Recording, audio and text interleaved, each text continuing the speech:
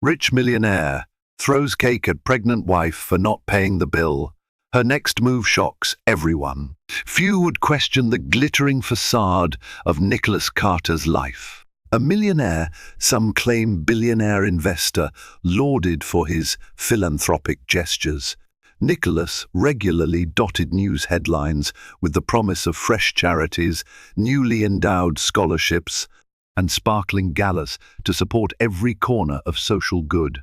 In Manhattan's swirling high society, he earned a regal mystique, a man whose success soared on carefully nurtured business ventures, one who seemed to bend the financial world to his will. By his side stood Isabella Carter, his pregnant wife. Once an ordinary girl from a humble background, Isabella had only glimpsed the upper crust from far away until Nicholas plucked her into his orbit. Their wedding had been a mesmerizing extravaganza of celebrity performers, oceanfront ceremonies, and a guest list that included real-life royals and philanthropic icons.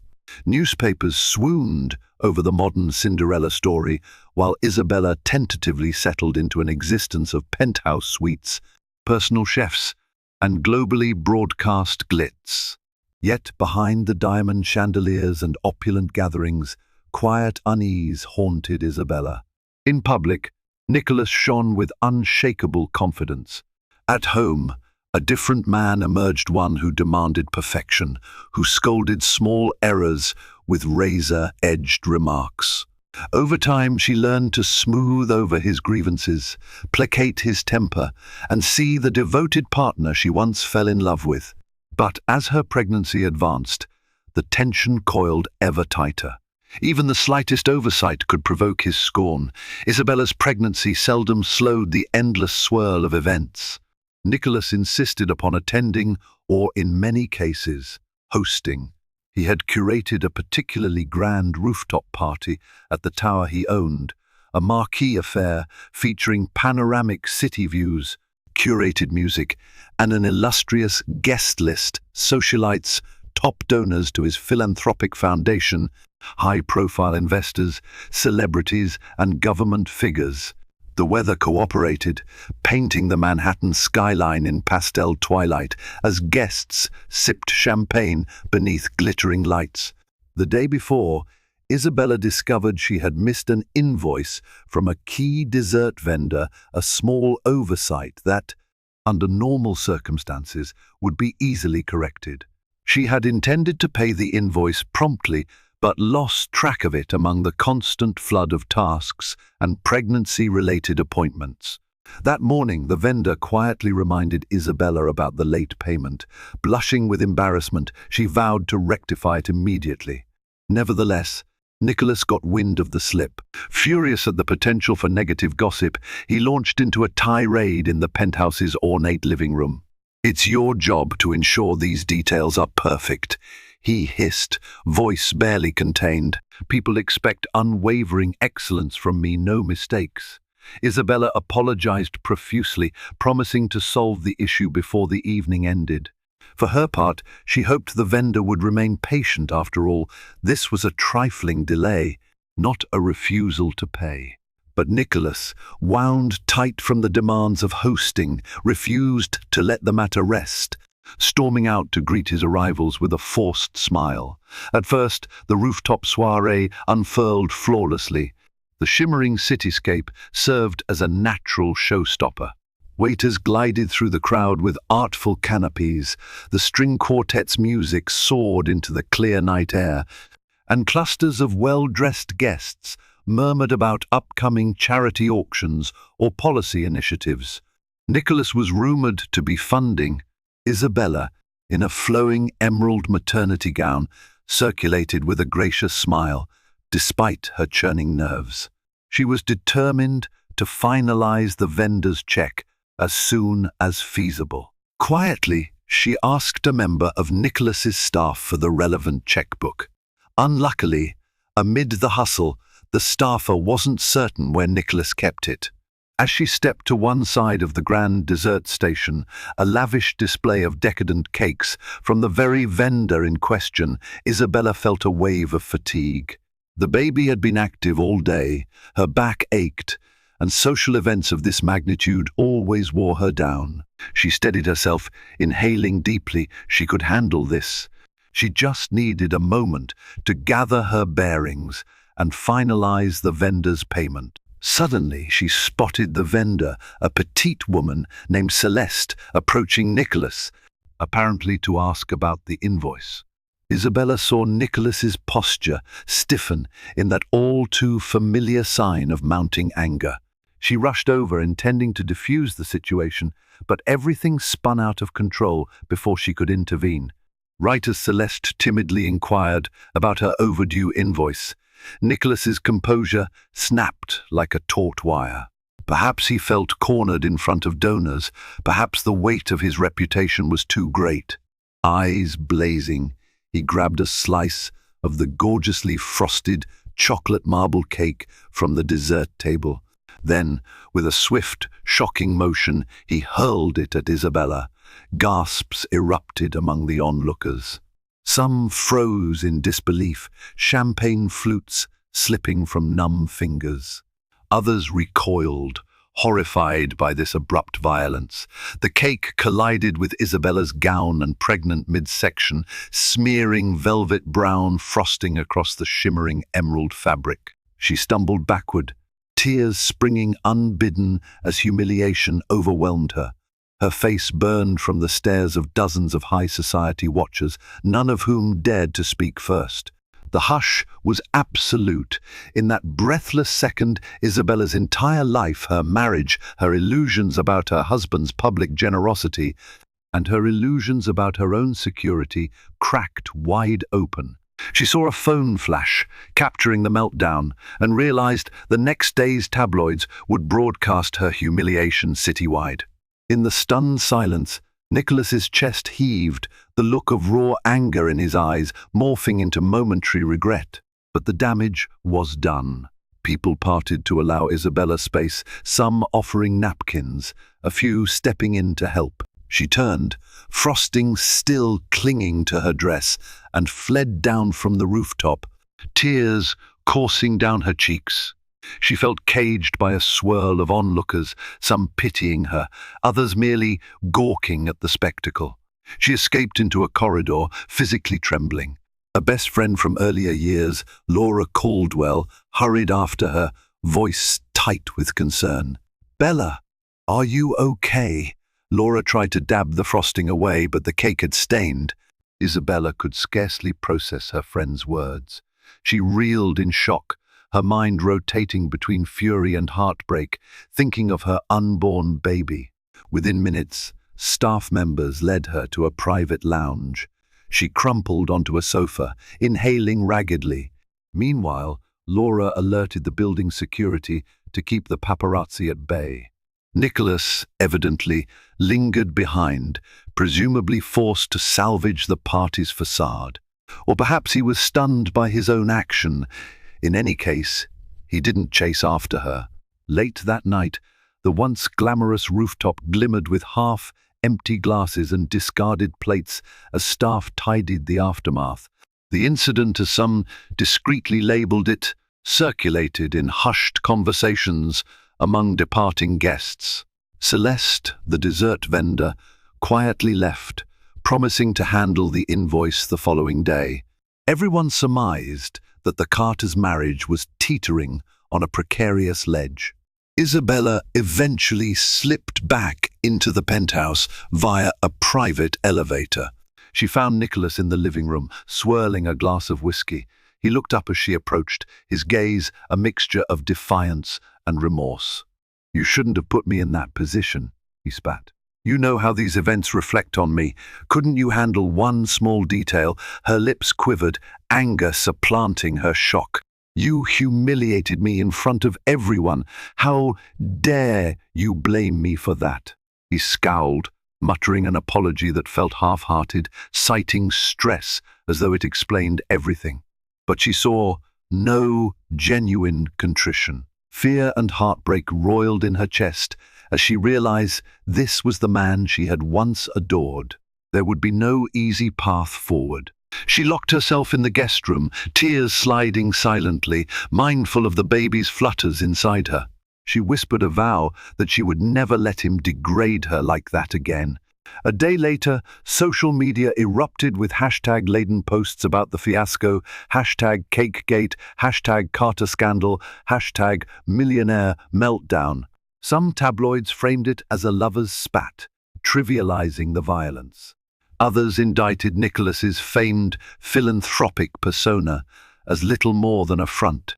The philanthropic board, of which Nicholas was a figurehead, cancelled public appearances.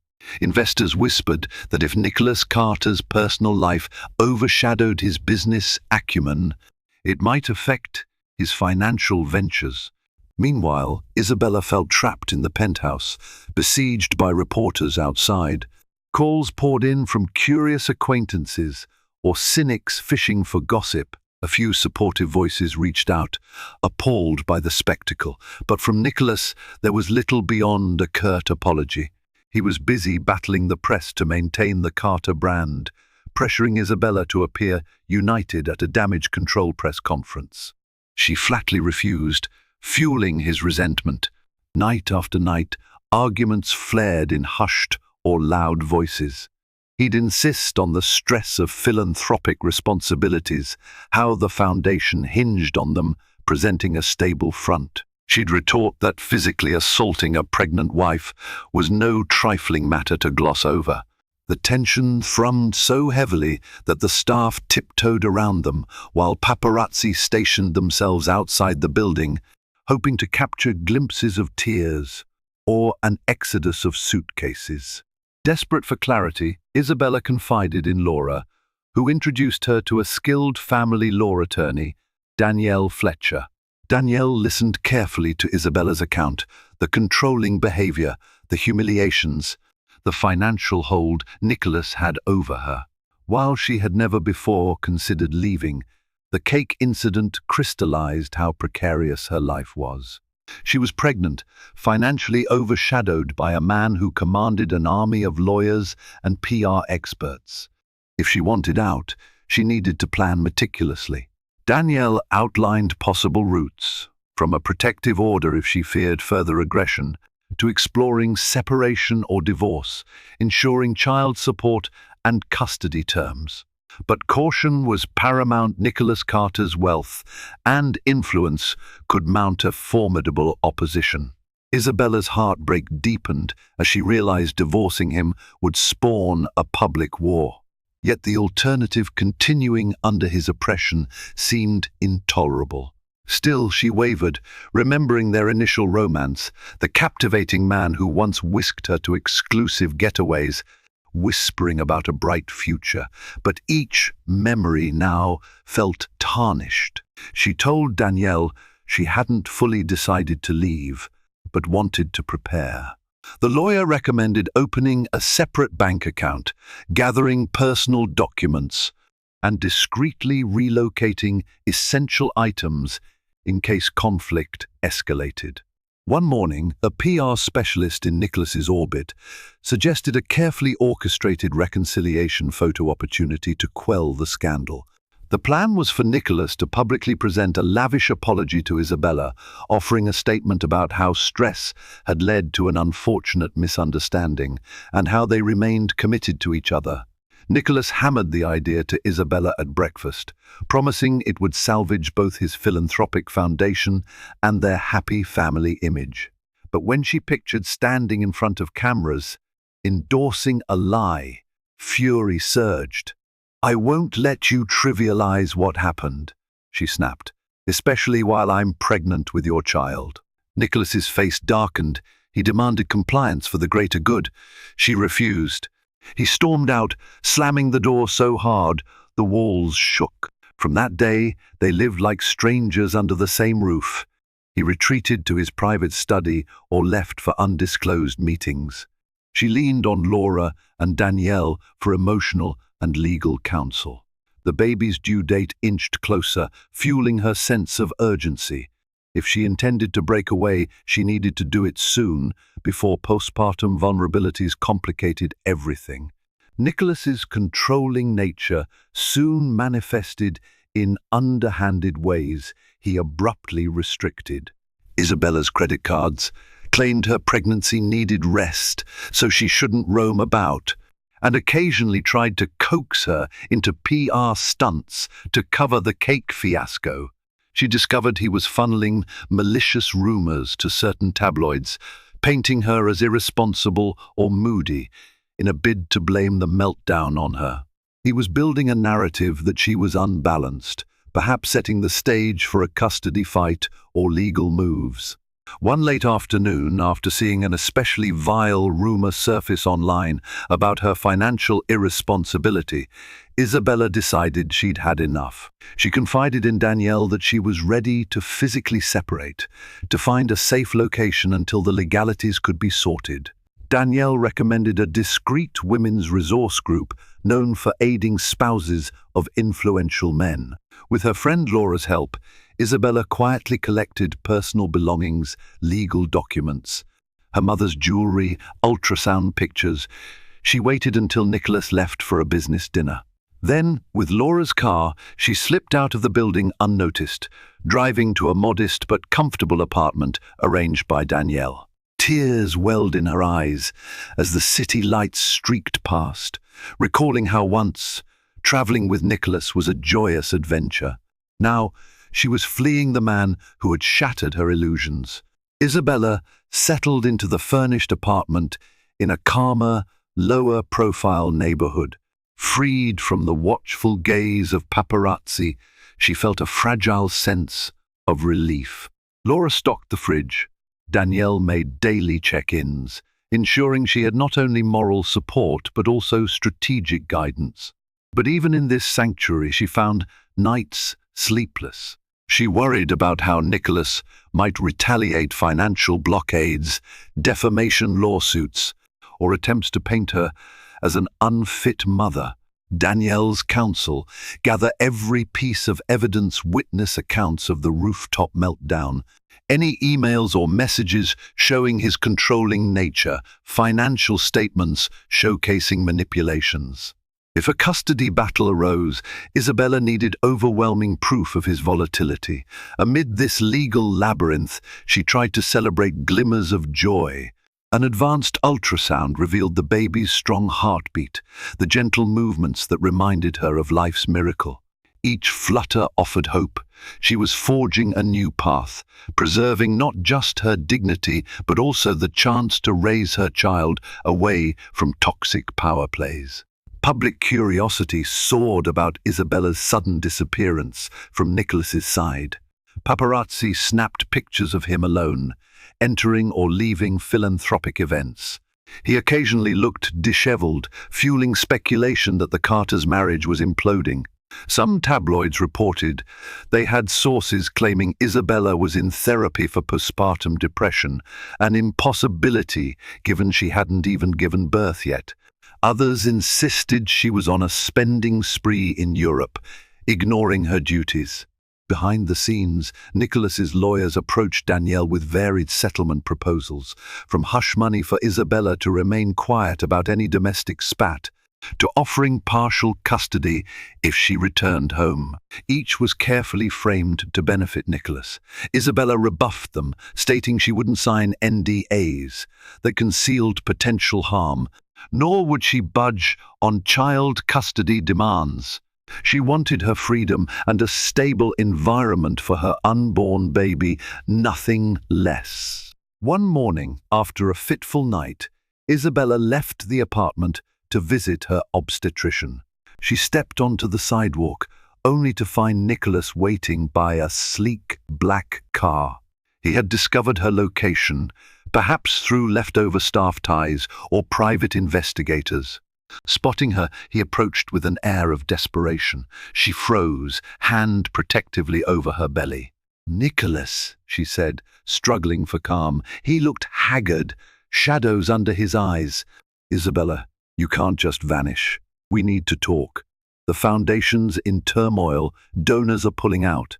They question my stability." He inched closer, voice wavering. "We built this legacy. Why are you throwing it away?" She clenched her jaw, recalling the humiliating cake toss. You did that the moment you assaulted me. I'm not returning to a toxic environment. He stepped forward as if to hug her, but she recoiled. I made a mistake, he breathed. I lost my temper, but can't we fix this? For the baby's sake, anger and sorrow battled within her. Fix what, exactly? Your outbursts? Your need to control everything? The baby deserves better than band-aid solutions to your arrogance. Then, noticing a paparazzi car inching closer, she whispered fiercely, I'm done discussing this in public. Don't follow me. She turned and walked away, tears burning as he stood in place, evidently uncertain whether to chase her. With the pregnancy nearing its final trimester, Danielle accelerated the legal process. Isabella authorized a separation filing, accompanied by documentation that she had been emotionally and physically harmed by Nicholas's meltdown. This move put them on the path to final divorce proceedings unless Nicholas agreed to fair terms. Freed from illusions, she recognized the real possibility of single parenthood.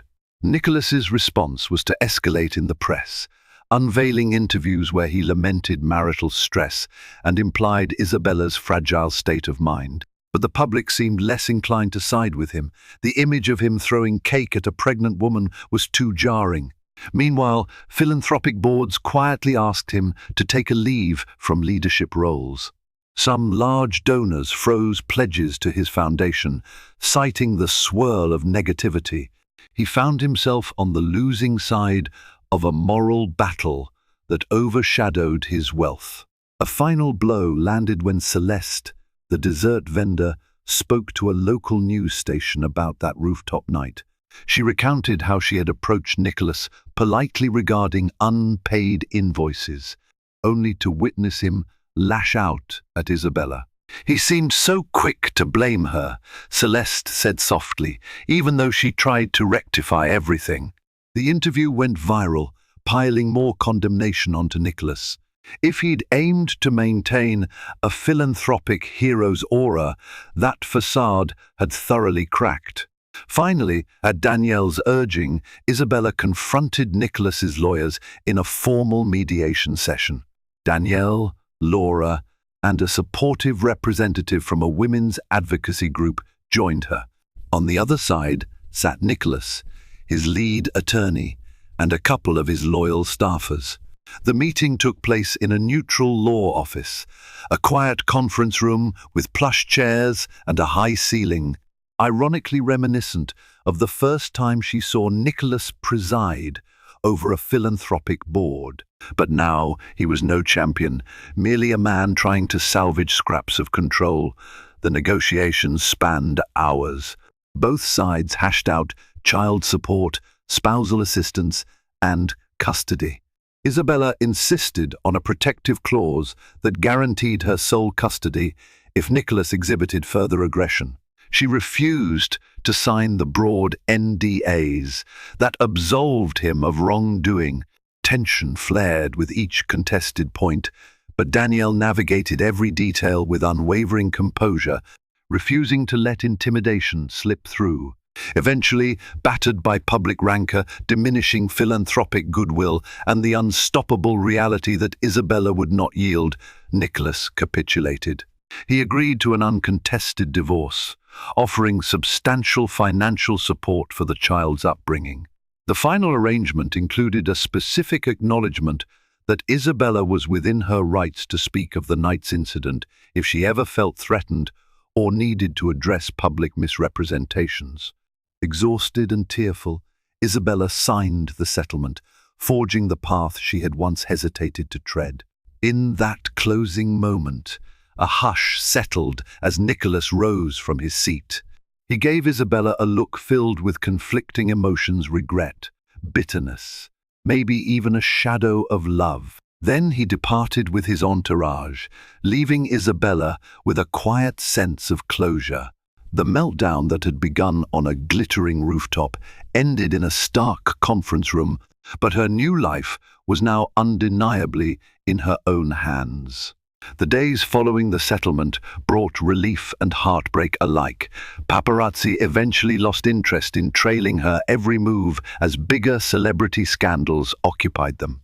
Freed from the suffocating penthouse, Isabella chose a tranquil apartment with a modest nursery.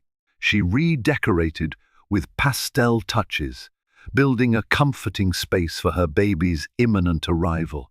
Each afternoon she took gentle walks, breathing in the city's hum without the weight of Nicholas's demands.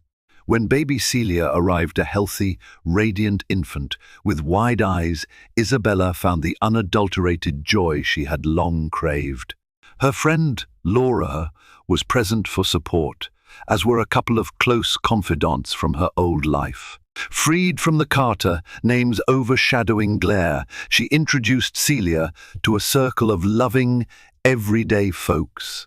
The paparazzi no longer cared about her story, and that suited her perfectly. Now and then, Isabella glimpsed Nicholas's face on financial news updates or philanthropic bulletins. He seemed subdued in interviews, discussing some new philanthropic effort to rehabilitate his tarnished brand. She guessed he was grappling with the emptiness left when his illusions of unstoppable power collapsed. But she rarely let thoughts of him linger. She had a baby to raise, a new life to savor, and the quiet satisfaction of having reclaimed her worth. In a modest park near her apartment, on a summer afternoon months later, Isabella sat on a bench under the shade of a blossoming tree. Celia cooed in her stroller. As the breeze rustled green leaves overhead, Isabella reflected on the improbable journey that had brought her to this peaceful moment. She remembered the glitz of the Carter Tower soiree, the hush of horror when that cake struck her pregnant belly, and the humiliating eyes upon her. She recalled the night spent planning her escape, the fear of an unbalanced fight with a man shielded by wealth, and the unwavering help from Laura, from Danielle, and even from some staff who quietly pitied her plight. Despite everything, she had walked away with her dignity and with her child's future free from the toxic grasp of a man who valued control over compassion. No sum of hush money or illusions of philanthropic success had kept her bound. She had stood her ground, defying the notion that opulence could trump a mother's love for her unborn baby and her basic right to be treated with respect. Perhaps, in another world, Nicholas Carter might have recognized his wrongdoing earlier, or truly atoned for the meltdown that shattered their union. But that was not Isabella's to dwell on. She was forging her path now, writing a new chapter in which her voice mattered, her child thrived, and no one would fling so much as a crumb of indignity at her again.